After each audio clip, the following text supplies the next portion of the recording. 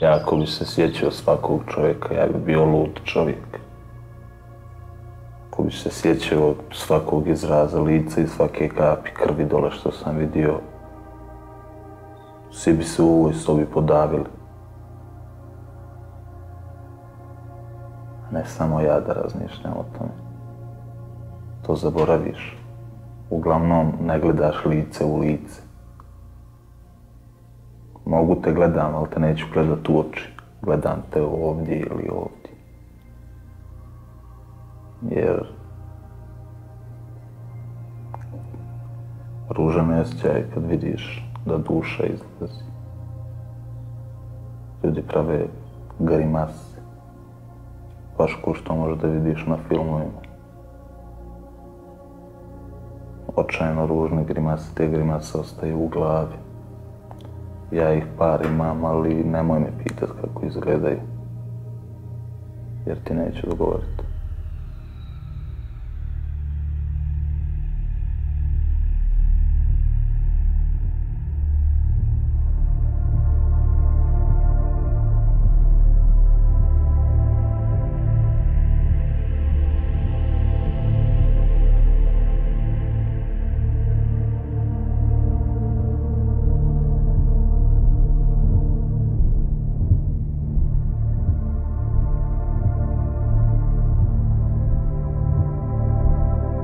Tænk, at vi kan stå i det igen.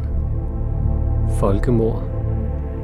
Over 50 år efter Auschwitz og Gulag. Vi troede, det var overstået. Vi troede, at erfaringer, menneskerettigheder, uddannelse, at det ville gøre, at det ikke kunne ske igen.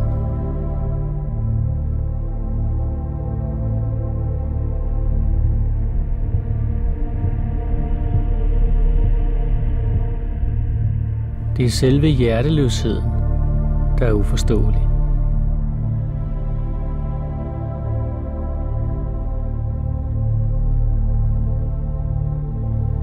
Hvordan kan man sparke et barn væk, der forsøger at løbe efter sin mor?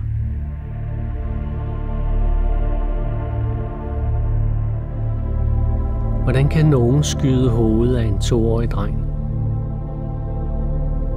Hvordan kan et andet menneskes ansigt forsvinde så langt væk fra en, så det kan ske?